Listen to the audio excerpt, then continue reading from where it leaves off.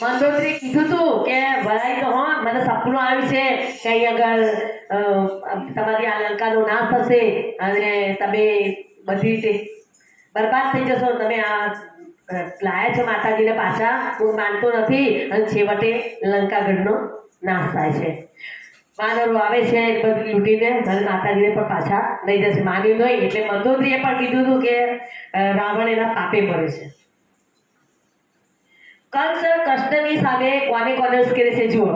ગુલાબી હાથી એટલે દર્પ મદ મોહને શ્રી કૃષ્ણ મારે છે. ચારો એટલે કામ, કામને કૃષ્ણ મારે છે. મુષ્ટિક એટલે ક્રોધ, ક્રોધ